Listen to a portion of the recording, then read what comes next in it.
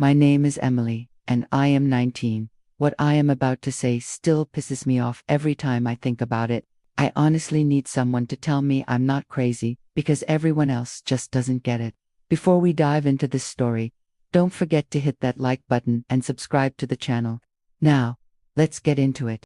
It all started when I tried to be honest, like actually honest about what I wanted. I thought that was what guys always said they wanted, right? A girl who doesn't play games, who tells the truth. Apparently not. I had been dating Alex for about 8 months. He was sweet, the kind of guy who texts good morning, beautiful, every day, brought me overpriced coffees between my classes, picked me up after work. He was that boyfriend people post about with captions like he's a keeper. He worked in tech, something to do with systems engineering, and, while I zoned out every time he talked about it, I appreciated that he was passionate about something. I, on the other hand, worked retail part-time. Glamorous, no, but we had a rhythm. Dinner, Netflix, cozy nights in. That's what everyone says love should look like, right? But here's the truth nobody wants to say out loud. Sometimes, nice becomes numb. Alex was so predictable, same 3 restaurants every Friday, same weekend plans that revolved around planning our future. And I'm 19.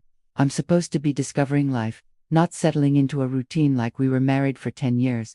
Then came Jake, my ex. He texted me out of the blue. I hadn't reached out. He probably saw something on my Instagram that reminded him of us. Jake and I had a 2-year thing, messy, intense, unforgettable. He was my first everything, and being with him made me feel alive. We had passion, spontaneity, that edge-of-your-seat kind of chemistry. At first, I ignored the message. I was with Alex now, and I didn't want to start anything unnecessary. But it was just a "Hey, how have you been?" So I replied. It was friendly, casual. But then came the inside jokes, the memory pics, the heart emojis, and I'd be lying if I said it didn't feel good. With Alex, everything felt so scripted. He even asked for permission before kissing me sometimes. Respectful, sure, but not exactly thrilling.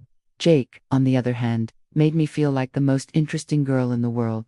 I started looking forward to his messages more than Alex's. It wasn't cheating, we were just talking. But yeah, I began drifting emotionally from Alex. He noticed, asked if something was wrong.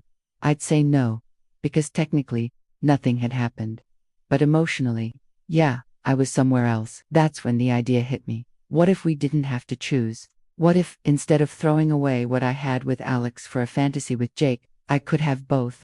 I'd read about open relationships, ethical non-monogamy. It wasn't some wild, rebellious idea. It was an actual relationship model that emphasized honesty, communication, and freedom. It sounded devolved, mature, the opposite of sneaky cheating. I did my research, articles, testimonials, advice columns. I was ready to present it like a logical solution, not a reckless whim.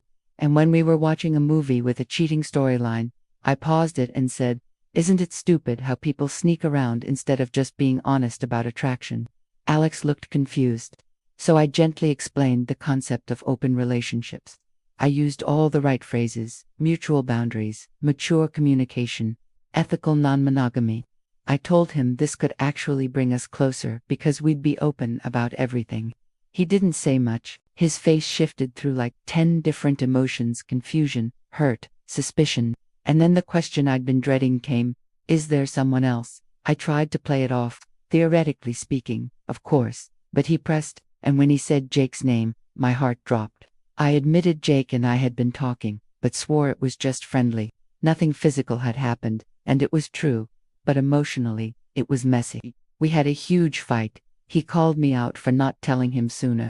I got defensive, accused him of being insecure. I tried to make him see that I wasn't cheating, I was being honest.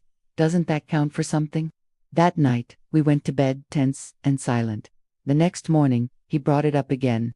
He wanted details when Jake started texting, what we'd talked about, if I had seen him. And I had. Once. For coffee.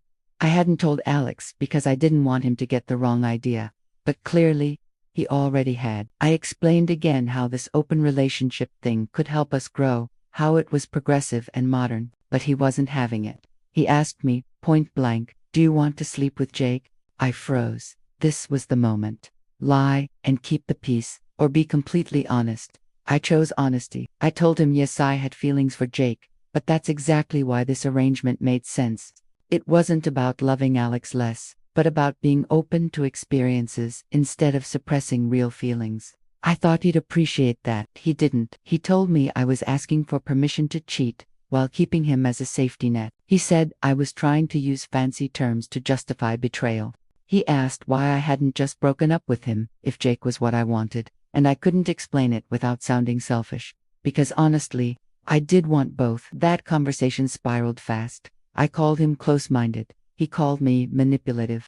It stopped being about open relationships and became a battle over trust, honesty, and self-worth. Afterward, we barely spoke for days. I told myself he just needed time. I even started compiling articles, screenshots, forums, all the proof that this could work. Meanwhile, Jake kept texting. I vented to him. He validated me, said Alex wasn't mature enough to understand, and I started replying more to Jake than trying to repair things with Alex. Finally, Alex sat me down.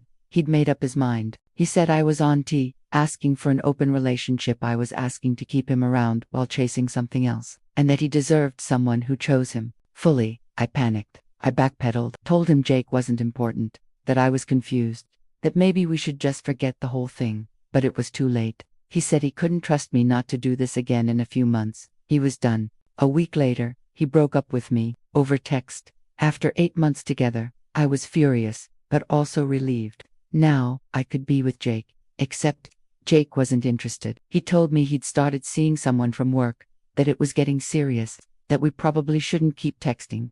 Just like that, he disappeared. I was crushed. All this time, Jake had just been flirting for the ego boost. He was never serious. And I'd given up someone who was. I reached out to Alex. A few apologetic texts. He never replied.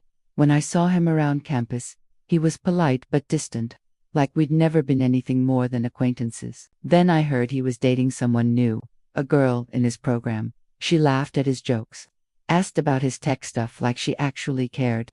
When I saw them at a restaurant downtown, holding hands and smiling, I felt this wave of regret I tried to suppress.